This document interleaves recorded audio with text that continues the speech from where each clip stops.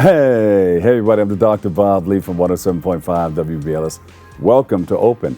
Hey, coming up on today's show, we'll speak to a husband and wife dynamic duo who are providing vital estate planning services for Black and brown families. And then after that, we'll check in with an actor who is making waves in the entertainment space. We'll learn about his upcoming projects and a whole lot more. And then we'll sit down with a singer and songwriter who will shine a light on his own album projects. It's coming up. And then we'll sit down with the director of programs of the Food Justice Organization to highlight an important project initiative that is bridging the food equity gap for Black and brown farmers and communities. And finally, we'll hear from a Lehman College professor. He's a dynamic young man. He's part of the Bacon family, and he's a producer of Graffiti Nation. We'll preview and can't miss competition. You don't want to miss it. So all you have to do is sit back, kick off your shoes, and relax your feet. We're wide open. Here we go.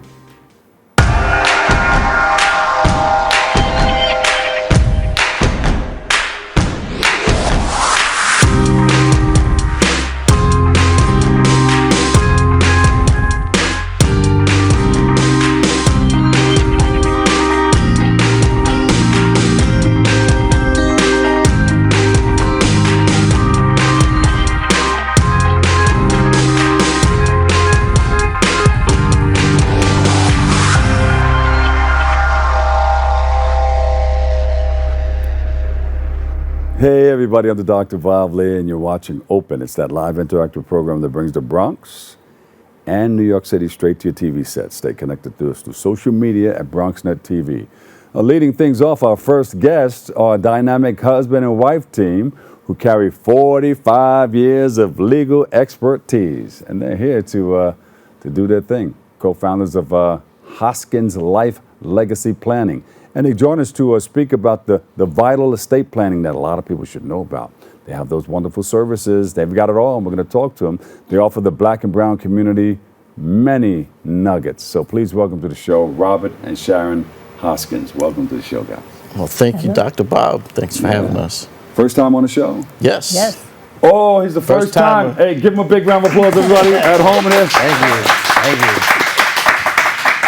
All right, so we have an initiation thing for first-timers.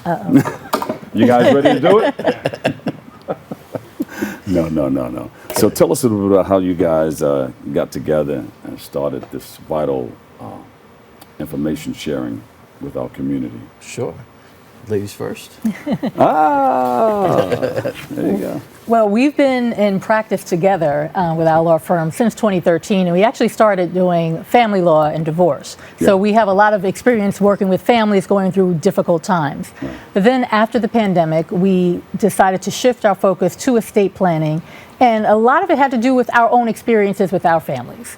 I have a grandfather who passed away now about 30, 40 years ago now, who had 12 children and left land in North Carolina, right? That's a fight right there.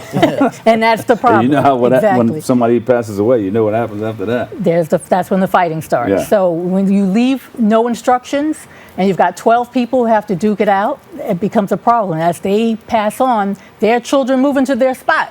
So now there are about 40 people who have to agree, yes. And that's almost impossible. So we have the experience of knowing when things don't work.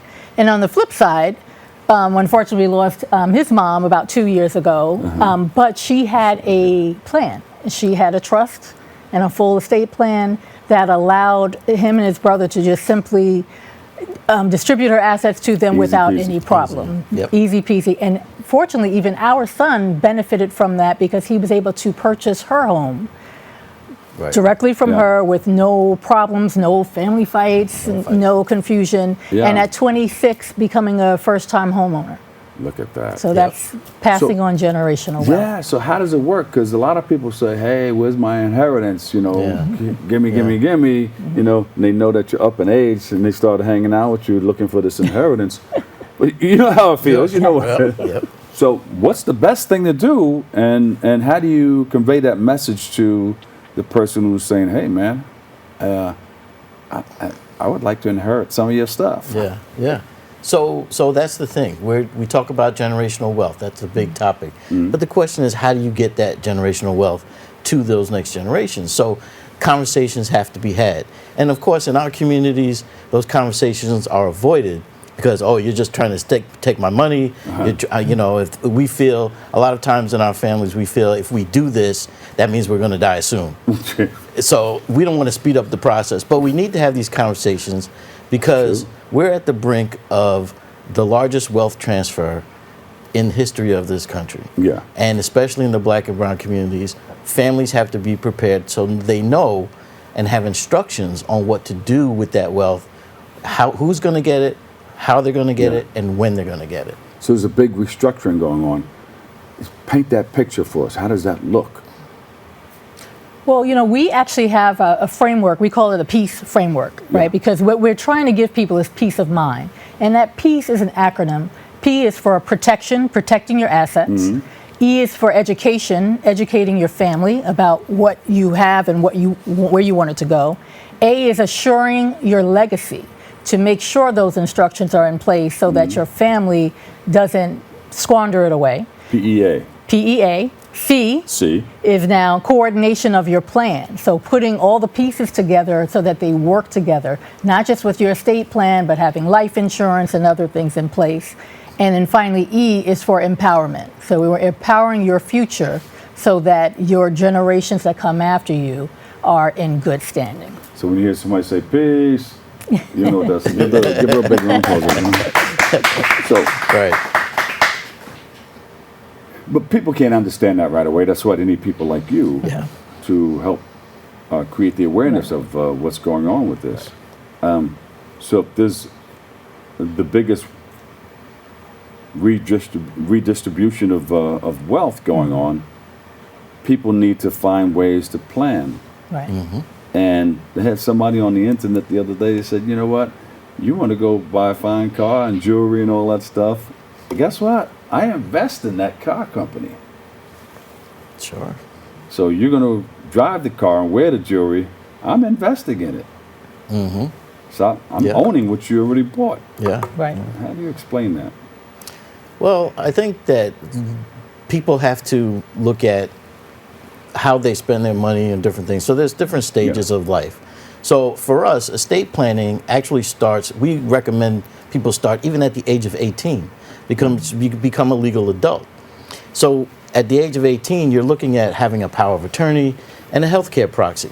You may not have any assets just yet, but at least for whatever it is that you do have, you have something in place in case something happens to you, like you're incapacitated or ill or something like that, or unfortunately pass on. So starting early, then you start to accumulate those assets, like owning those companies, in starting a business and those things. But you always have to know, well, what happens if I'm not in the picture, right? And what happens to the business, my house, my investments? Who's going to be in charge of that? How is it going to get distributed to the people that depend on me? And so that's the plan going forward. And you have to think about those things. And those decisions can be made and things can be put into place so that you can answer those questions. Yeah. Of course. All right, so you have everything in the estate, including the insurance. Yep. And if something happens to somebody in the family, that person is no longer there. So the estate starts dishing out to the next person, the executor? Right. So next person in line? Right. So in a lot of cases, your estate plan could include a will. That's where an executor is appointed. So in our estate plans, you can also create a trust because a will is essentially a ticket into the court system. Yeah. And so one of the big things that that's going to take a little time. It's going to take a little time and a lot of bit of money. Yeah. So we want to help you avoid that and help your family avoid the court process. So the court process, especially in this area, New York metro area, it can take a very long time. And there's a standard 7-month waiting period once the executor is appointed. Yeah. So in order for you to transfer that wealth without an issue, you have to do things outside of probate, naming beneficiaries, putting things in trust, and that sort of thing. Sharon, what are the biggest misconceptions people have when it comes to wills and trusts and protecting their assets? Well, I would say there are three off the top of my head. One is they think everything is automatic, that it automatically goes to the spouse or to the children, and it's not necessarily so. So you want to create your own plan that directs it to where you want it to go, because it may end up with a family member that you didn't really want to have anything. The other thing is that one, you think that a will is enough, right? And a will, like Rob said, is a ticket to court. There are other better ways to do it. Using a trust is another way. With a trust, you have a trustee that's in control of it, right? And you can be your own trustee with certain trusts. And then when the person passes, you don't have to go to court. They just read the trust documents, follow the instructions, and pass on the wealth without any issue. Yeah. And the third thing is cost. Cost. They think it costs a lot, right, to have this will plan or a trust plan, but they really forget about value, right? Because the real cost comes in, number one, doing nothing, or even if you do the will, the probate costs on the other end after someone dies, the family is paying a lot, usually 5 or 7% of the value of the whole estate. Yeah. But if you pre-plan and create that trust plan, those are the magic words. magic words, pre-plan, it costs you much less to do that, less than 1%. So here's a circle. What goes, let me just get one more thing.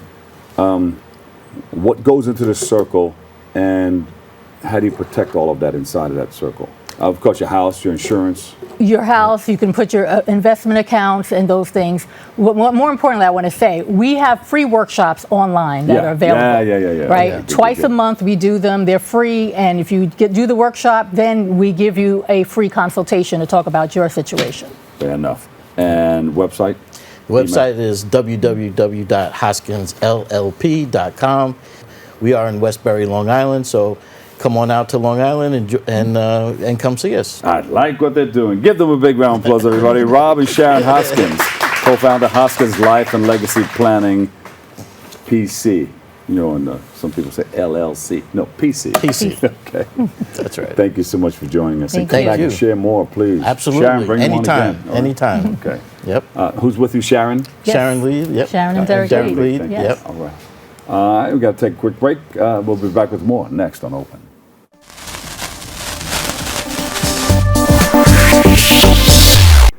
And welcome back. Our next guest is an actor. He does his thing. He's not pretending, he's acting. And he joins us to speak about his career in the entertainment industry, highlight his upcoming projects, and so much more. Please welcome to the show Auburn Chandler. Auburn, welcome. Hey, Dr. Lee, how are you, sir? All right. How's it out there? How's the weather out in ATL?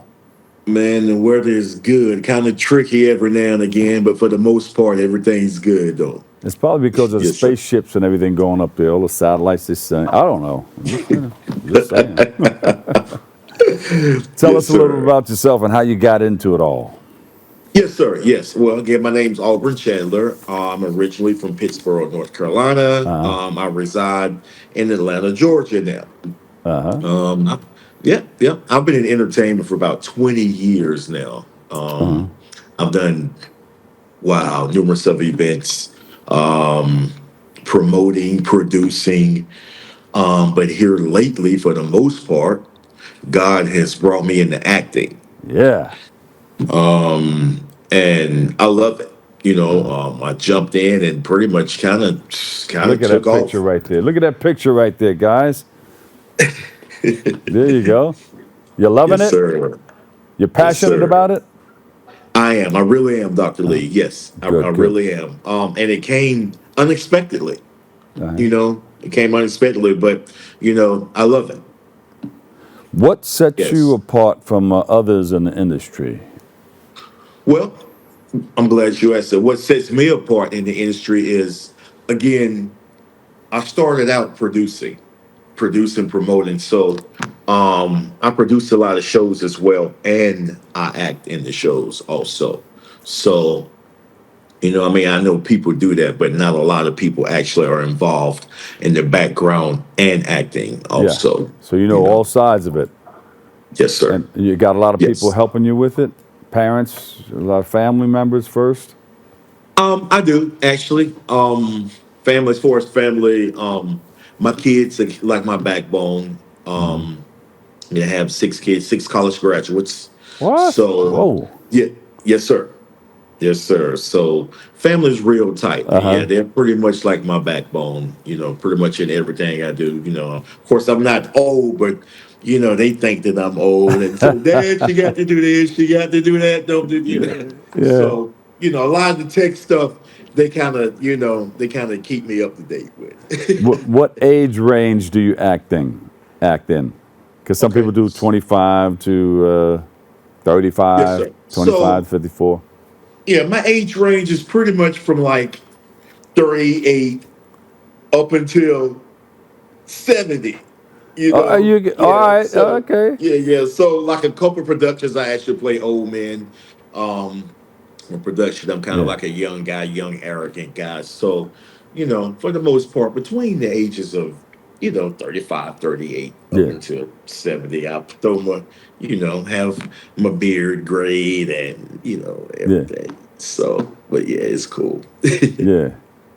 All Yes, right. sir. I'm gonna rock some B-roll behind you while you're talking. So, but if you was playing an older guy, how would you sound and how would you look? Would you double over just a little bit, or talk a little slower, or what?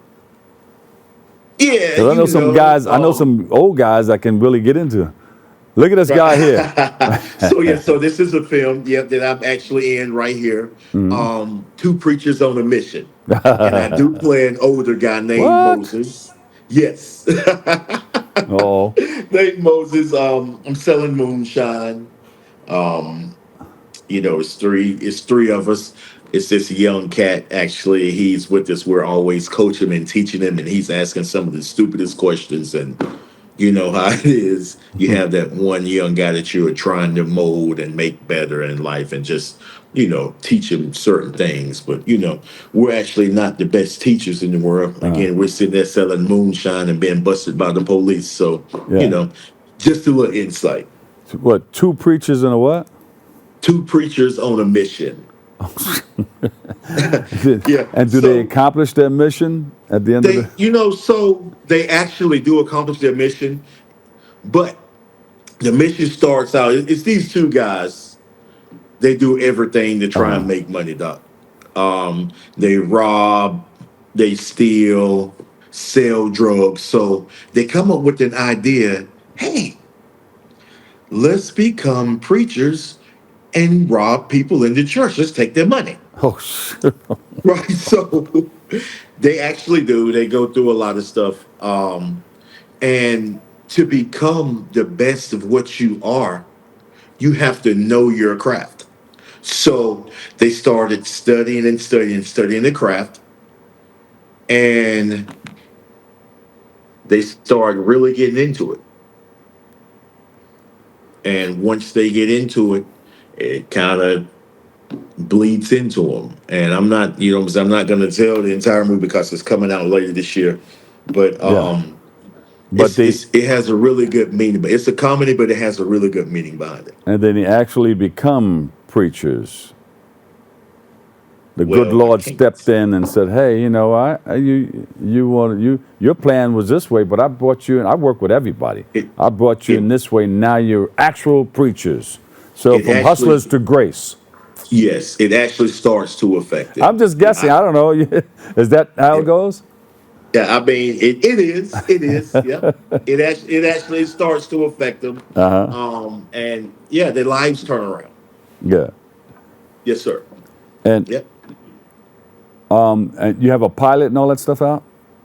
You have are you shopping it, or where can we see it? Yes. Well, we're waiting right now. We're still waiting on pretty Uh-huh. much everything to be finalized and pretty much put out. They're telling us it's going to be out later towards the end of the year. So you know, Yeah. yes, And sir. then you also have a stage play that you're working on, I hear. Yes. Actually, Dr. Lee, I'm involved in three stage plays right now, live. Uh-huh. So, put a ring on it. Put a ring It's like on a it. drum. Yes, yep. It's Uh-huh. called Put a Ring on It. Yeah, I play actually like an arrogant guy. That's it. Yep, an arrogant guy. Three brothers. We all have different walks of lives. Uh-huh. One is a Christian, one is a street guy, and one is an arrogant guy. He only dates women that makes more than six figures, doesn't live in the hood, doesn't have any kids, or whatever. So, He's a college player. degree. Yeah. Player. It's a really good drama. I enjoyed. Yeah. And what's the other one? The other one is Angel's Palace, which is kind of, I don't have favorites, but this one here is kind of special because it's a very powerful production. It's about sex trafficking, and it's based upon a true story. So, is it a true story in your life or in your family's life or in your community? Not of the playwright. Carolyn Jones is the playwright. So, one of our family members actually went through this, and she's bringing awareness to it, and I think it needs to be brought up in the world a lot more than what it is. Because it's super serious, man, and it really affected her family and her niece's life. So we just we're making awareness of it, and just making sure people know exactly what's going on with it because it's super serious. So you're touching lives. So you're an actor and producer and director. Yes, sir. Yes, sir. Where can we go to find more information about what you're doing and follow your career? Yes, you can follow me. My Instagram is BC_the_boss_ on Instagram. I'm Auburn Chandler on Facebook. And just follow me, see what I got going on, man. I'm actually, I'm coming up, Yeah. Go over there and see Reggie over there at V103 in Atlanta. Tell him I said, hey. I sure will. He's up there. He's the vice president up there. Okay. Yes, sir. Yeah. And tell Sandra DaCosta with the Bullion Foundation that I send my love. I sure will. Sure will. And I also want to shout out to Mr. John Blassingame. Oh, yeah. Yes. Mr. B, love Mr. B. He's my publicist, man. He's done wonders for me, man. Like, love Mr. B. So I've got to give Mr. B a major shout out. Lots of love to the crew. Hey, listen, Auburn, thank you so much for all that you do. Lots of success to you, all right? God bless you. Yes, sir. Awesome. Thank you as well, Mr. Lee. You enjoy your day, sir. You got it. Auburn Chandler, actor, producer, I'm going to say director, the whole nine, he's in it. He's doing the dance. We'll take a quick break. We'll come back with more. Coming up next right here on Open.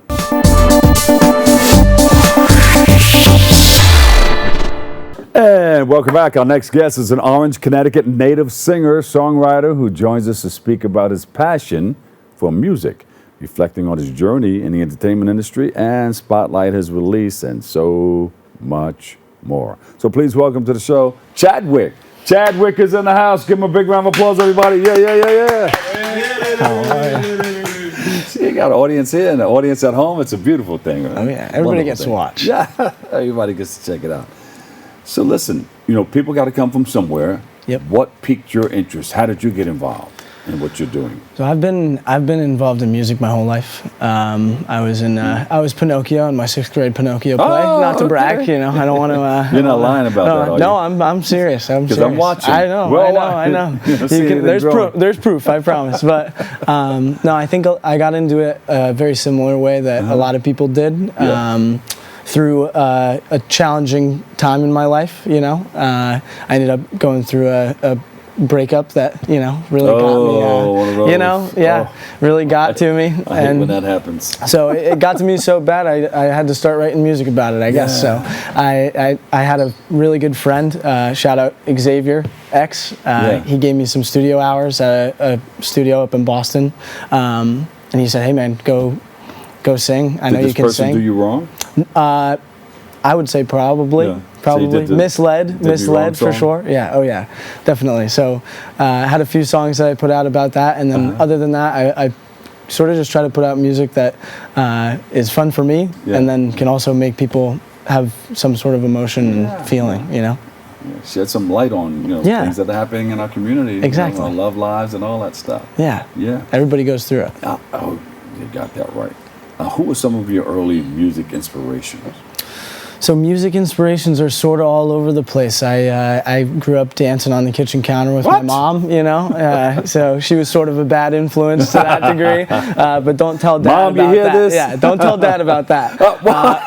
So, you know, when he was gone, we did a little bit of kitchen top dancing, and you know, my dad got me into Creed and all those dad rock bands. You know, a lot of all over the place. But they inspired me very heavily. I'm proud to and blessed to be their son. Yeah, I just saw a picture of you with the cowboy hat on. Oh yeah, that's the Connecticut cowboy. Baby. Oh yeah, that's what it is. My family. There it is. Yeah, my family had a ranch out in Colorado, so you know, grew up getting after it. Yeah. Picking up hay bales. Oh yeah. You still do it? So we ended up having to sell the ranch, but you know, I go out and visit every once in a while. I get out there at least once a year. So say, hey, I used to live here. Can I just walk around on the property? Yeah, exactly. You do that? No. Can I hunt here? I'm a deer hunter. No. Can't do that. They don't like it out there in Colorado. Yeah. All right. So what made you want to start making music? So I have been singing my whole life. I had thought about it, but for some reason it just didn't really feel like it was something that anybody could do. You know what I mean? I think that it feels like it's a very exclusive thing that you have to.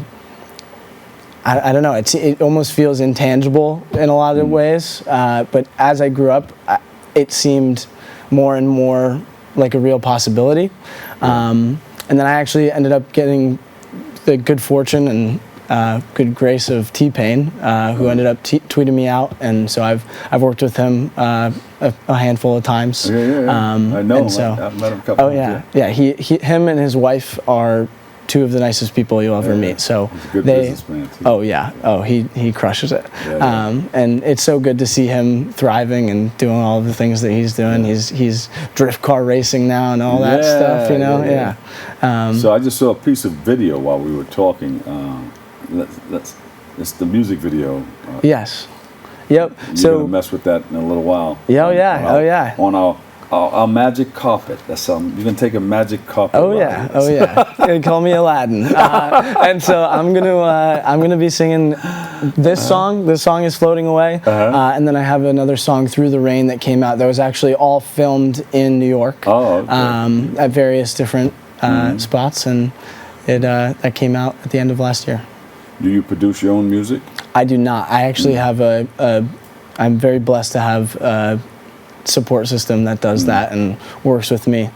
So huge shout out to Matt Ho and Leo. You better shout them out now. Oh, yeah. Say, you got on TV. I wouldn't possibly be able to be here without them. They help me with everything. And Leo's from Sweden and Matt's in Australia. So we all work together online. Excellent. And come together. And how did you? I have two questions that are like. Yeah. Let me out first. No, let me out first. What has been your favorite project so far that you've worked on? I would say the one that we recorded here in New York has been, up until this point, been my favorite project to work on. So Through the Rain is a song that I did with my good friend Meg Mori, and so I wrote that song again during a difficult time in my life, and it took me a little while to put it out. But I refused to put it out without a music video, so I had to get that recorded and did it professionally. Had my friend Neil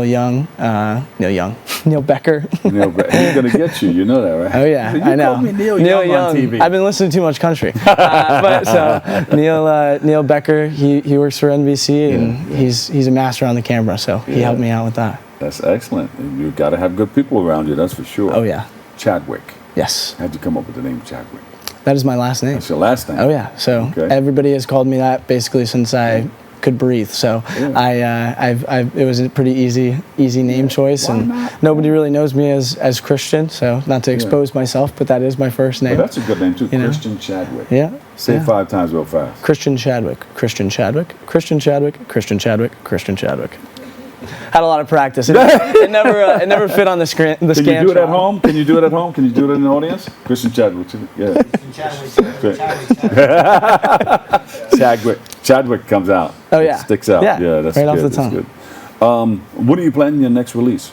So my next release is going to come out June 6th. Oh, It's right gonna be around the June corner. Yep, Yeah. very soon. It's going to be a really good, fun summer song. I have a few too many sad songs out, so I figured I needed to brighten up the mood. Pop it up. And so it should be a really good time. It's with my buddy from Atlanta, AR Voltage. So we recorded that together, and hopefully we'll get a music video done before then. Sad songs are good. Some of them became #1 hits. Oh, absolutely. Like it just touches your life in a space and time. Absolutely. That song reminds me of. It's just it's different because I think that those mean so much to you, and even when you're not feeling sad, you can listen to a sad song and really just appreciate a lot of the lyrics behind it. But if you want to go outside and drink a beer and hang out with your buddies, it might be a more upbeat song that you're putting on, and so that's the way I've.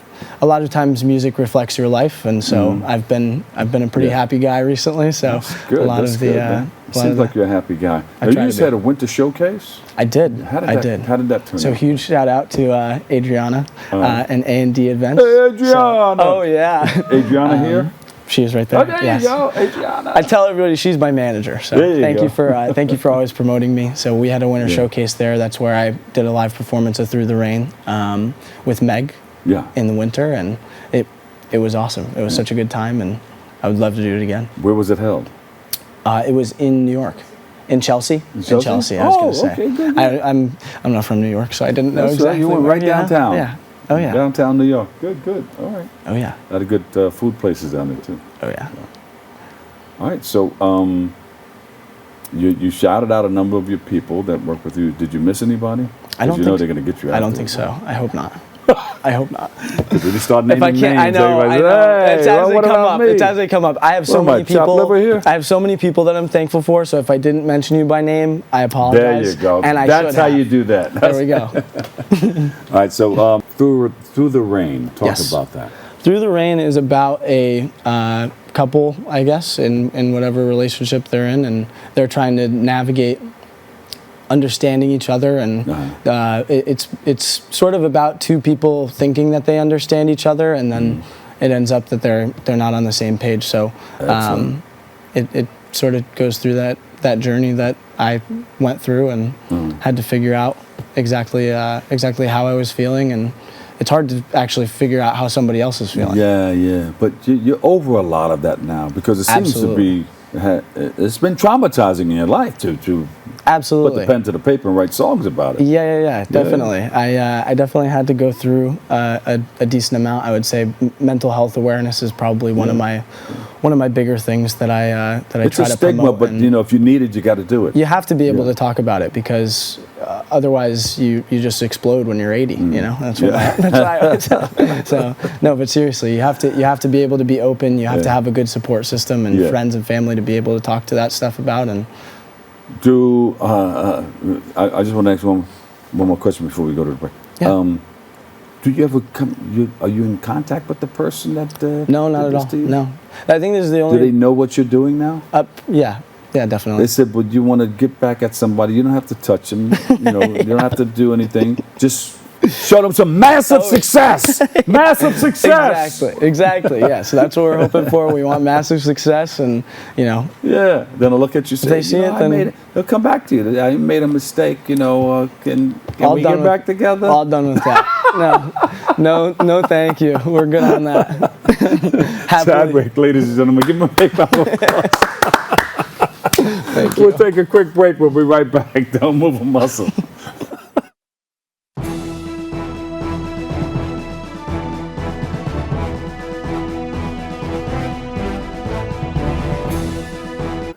Yeah, welcome back. Hey, we got a friend.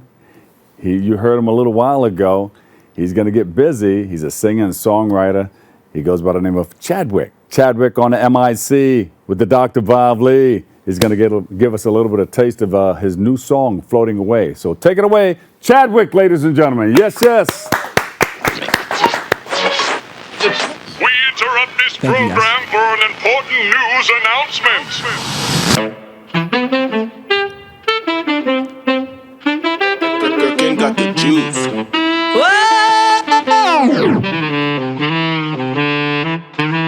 Breaking news, new programs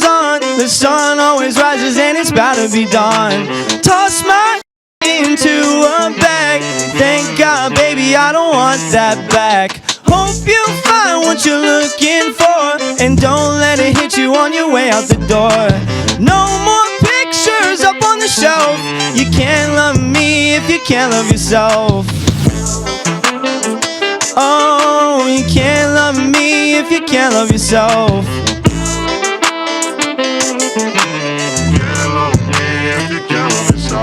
Floating away, the sun is here to shine on me again today. Really not sure what's on the horizon. Call her Medusa, don't look in her eyes. Then that girl Houdini, she hypnotized them. Wanna be worshipped, she call me the wise man. On the floor, they're calling me Drake. Been eating too long, no food on my plate. I'm moving too fast, not even a race. You can't find your girl, try looking at my place.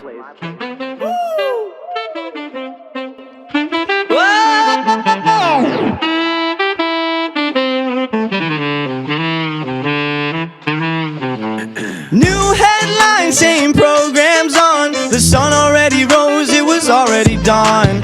Toss my into a bag. Thank God, baby, I don't want that back. Hope you found what you're looking for. Hope you let it hit you on your way out the door. No more pictures I threw off the shelf. You didn't love me and you don't love yourself. Floating away, I hope that you can find your heart again someday. Floating away, floating away, floating away.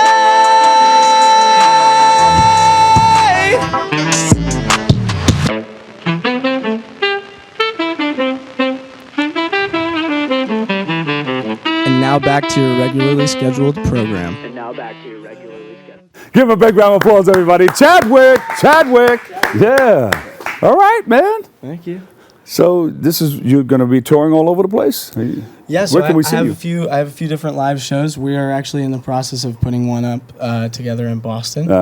So, a few different opportunities to come out and be able to see me. Yeah, you know what? You didn't mention that you rapped. I heard you singing. I heard you rapping. Yeah, I rap a little bit. It's like you were spitting 16. Yeah, sometimes I rap. I'm more so singing, but Yeah. What was that part that you did? You said. Oh, really? Should I put the music back on you there? You can do it without the music. I can do it. Yeah. Really not sure what's on the horizon. Call her Medusa, don't look in her eyes. Then that girl Houdini, she hypnotized them. Wanna be worshipped, she call me the wise man. Killing the flow, they're calling me Drake. Moving too fast, don't even a race. You can't find your girl, try looking at my place. So now you know where she is. Yeah, there. She's been found. Thank you so much.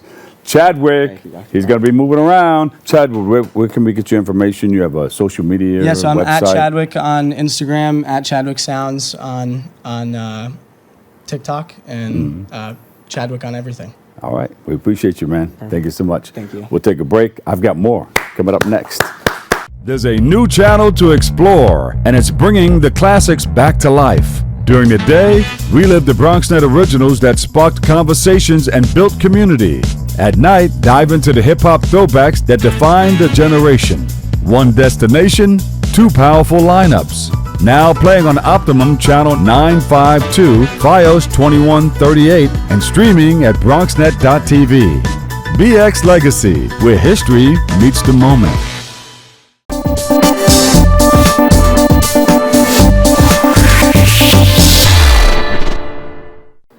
And welcome back. Our next guest is the Director of Programs at Corbin Hill Food Project.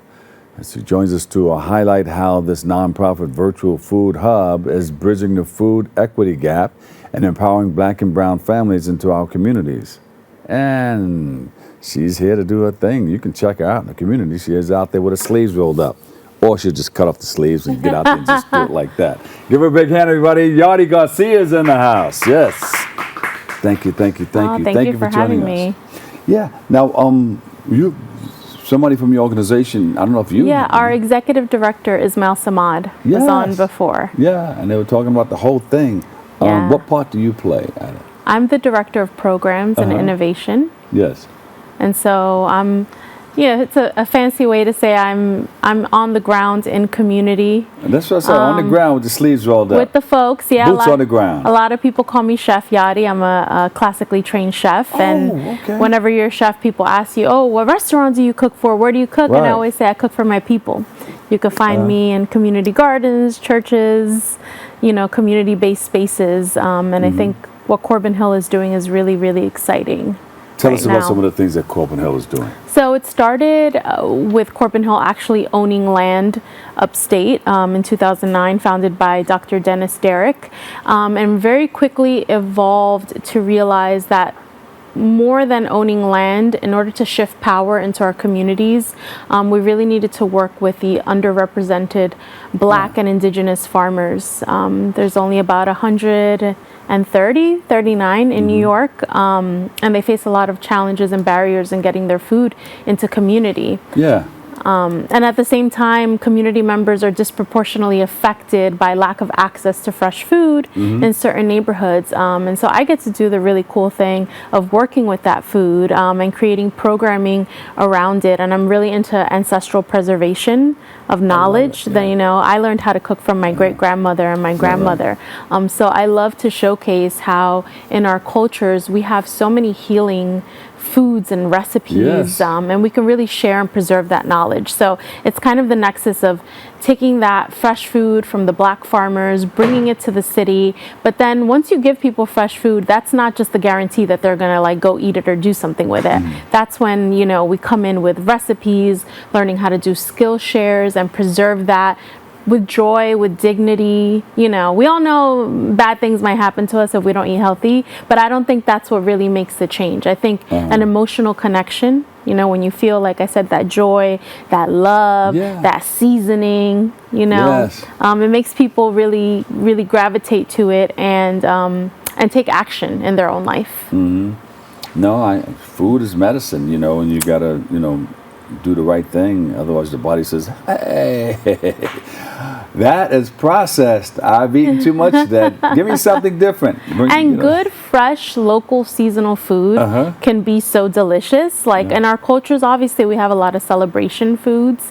But again, we also come from, I'm Dominican, so we come from you got the flavor, you got the salsa. And there's a lot of fresh herbs, root vegetables, natural seasonings, and that's what makes food taste good. So when you put that on fruits and vegetables, it also tastes delicious. So I love to learn from other community folks because everybody knows something. Everybody got a recipe, their mama or their titi or their grandma taught them. So I love for folks to share that knowledge. And then we find a way, it's not about what you can't eat, but also about what you can eat. What can we add to it? What local fresh produce, know? Yeah. You can eat those things that you grew up with, but they're not all. You have to add to it. Like you just said, you have to add to it because a lot of the foods that we ate in the past are starch. So let's add some more vitamins and minerals to it. And there's a lot of foods. Social determinants of health. So the way that our health plays out is influenced by where we live, our access to healthcare, and our access to food or fresh food, I'm from the Bronx too originally, and the Bronx ranks number 62 out of 62 in health rankings. It didn't get better yet because we've been talking about that for a while. Not 62 been happening for a while.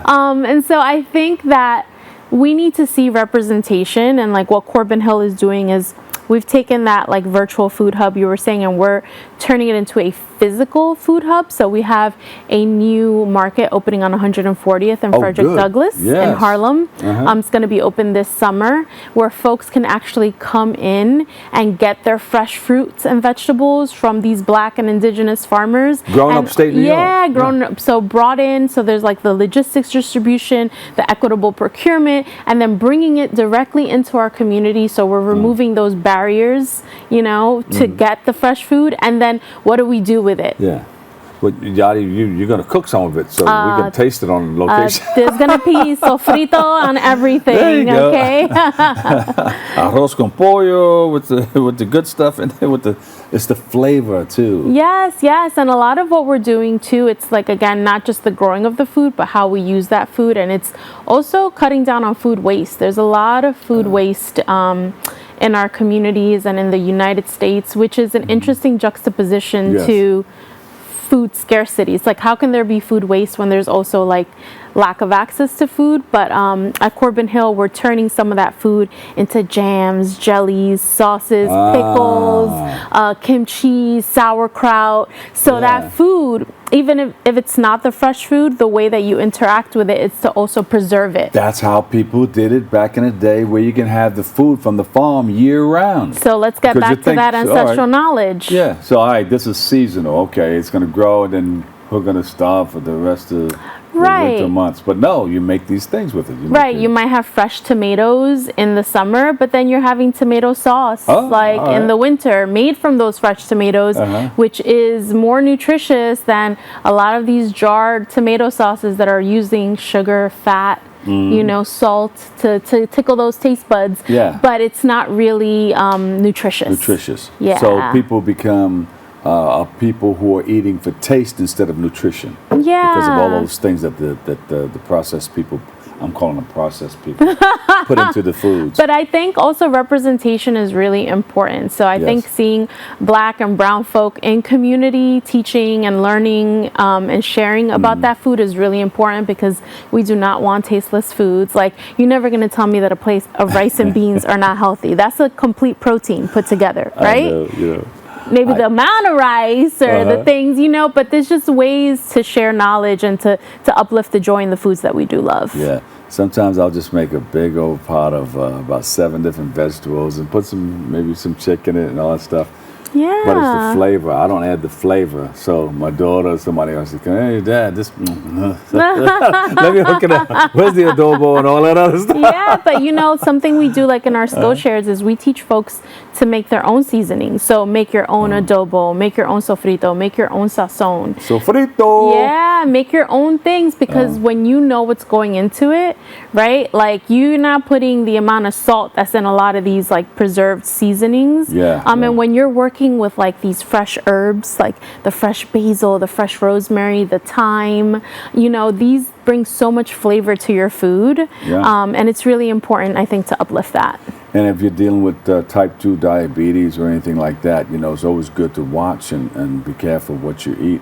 And you can still get the flavor, because you can add all those spices and stuff to it. But you'll get the greens and stuff that's grown naturally upstate. Yeah, we actually have a registered dietitian on our staff, and one of the projects I'm really excited right now that we're working on is medically tailored meals. So we're going to have these like fresh meals that you can pick up at the marketplace, and I'm designing meals like baked jerk chicken thighs, rice and peas. Why don't you bring some of that here today? Look, I know I always make people hungry when I start. I was like, how can I not come with the food? Next time. Yes, and I really want to invite folks to come in the community and engage with us at the storefront. It's like a for us, by us space. It's a space meant to chill, to hang out, to see beautiful food and produce, to access it, to learn. Yeah, but wait a minute, bring that picture back. It says pasteles and all that stuff on it. Look at that. Pasteles, guandules, coquito, Yeah, sofrito. see? That's my vibe. Say that 5 times real fast. Yes. So that's good. So next time you can come, you can bring some of that food here. 100%. I make my own sofrito, and we're going to be doing that at Corbin Hill as well. Like making products so when you make your stew, you could have some natural, locally grown sofrito from Harlem and put that into your food and feel good about it. So we have one location, but our director, Ismail Samad, he's a serial entrepreneur, and he has about 3 to 4 market spaces. So in Boston and Cleveland, helped to start the Daily Table in Vermont. And so he's really we're all bringing that knowledge. I've done this work for over 10 years in community. So we're I call us the Avengers of food justice. There you go. Right? We're bringing all of that energy and all of that knowledge into this beautiful space. Website. Corbin Hill _ Food Project is our website, and Corbin Hill _ Food Project on Instagram. Please follow us, share with us, tell us what you want to see. Pull up. It's the cookout, but in a brick and mortar location. There you go.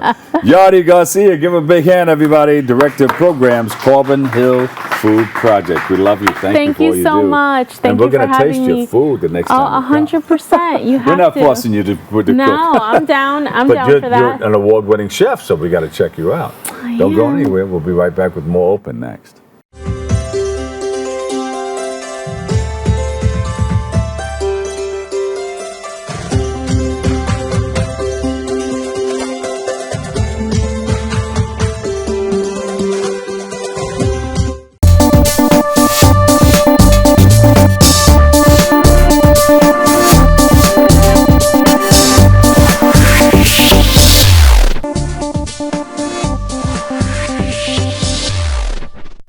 Yes, welcome back. Our last guests are a musician and a professor at Lehman College, and a producer, a writer, recorder, all of those things. He does it.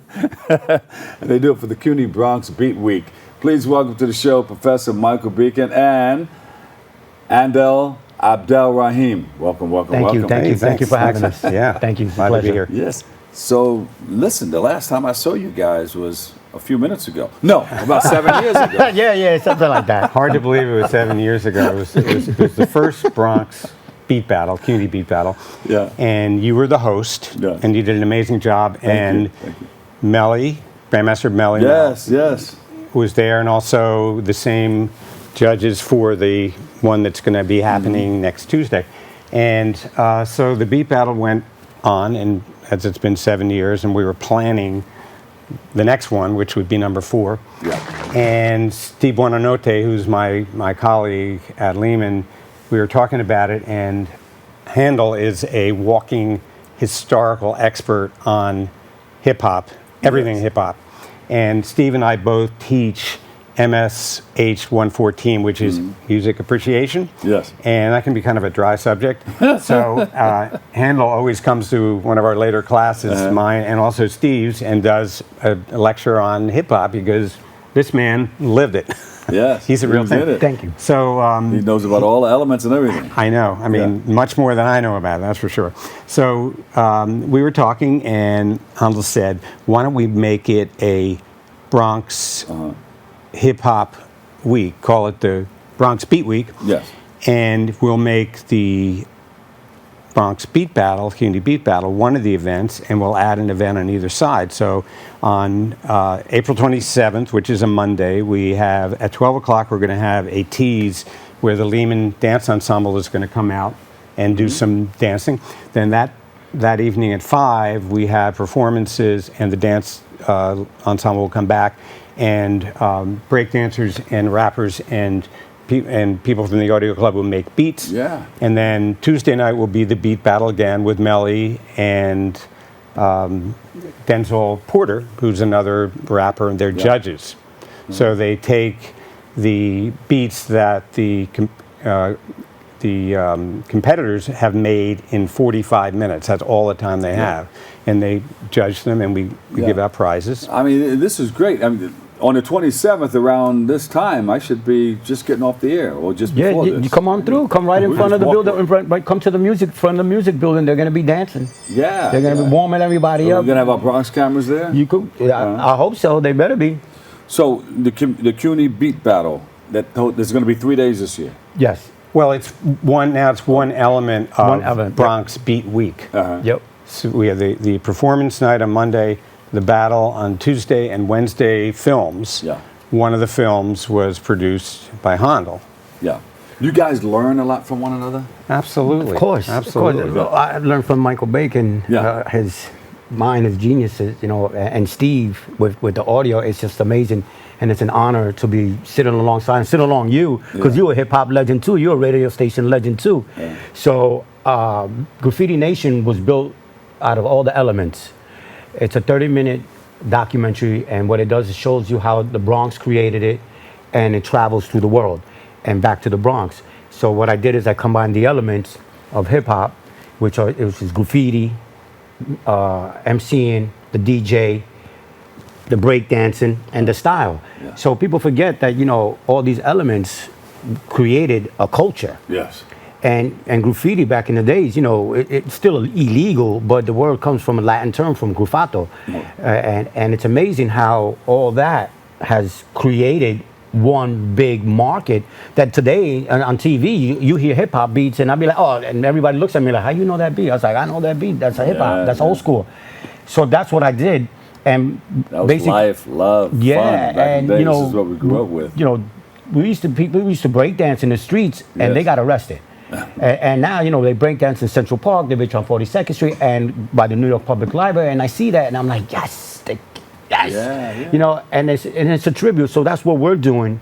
We're combining the elements of the art department, the music department, any department that wants to be involved, the social department, anybody that wants to be in faculty, staff, students, And that's what we're doing for Lehman College and for the Beat Week, so we can be able to say, hey, look at us. We are the Bronx. This is our culture. This is what we're doing, and this is what we want to share. And what teams are competing this year in the Beat Battle? So far, we've got OSIS and also LaGuardia Community College.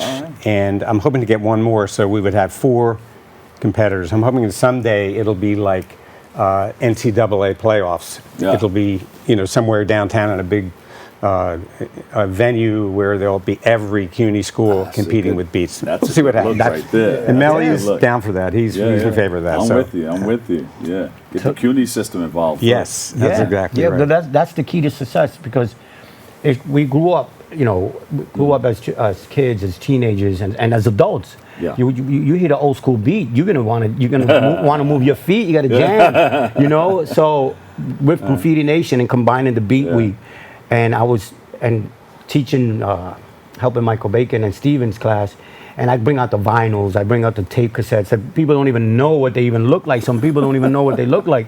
And I bring in the boombox. He does, and I bring in the boombox that I basically same boombox from Rahim.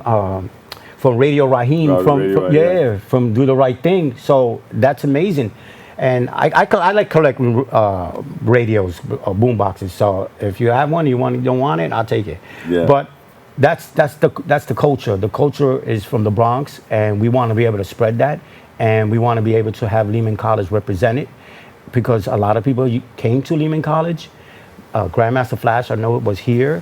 And he was in our graduation, and a couple of other guys and women that are from the Bronx and created this culture that spread throughout the whole world. I wonder if we could show a piece of what we did 7 years ago. Just a quick piece, because they're going to wrap me real quick.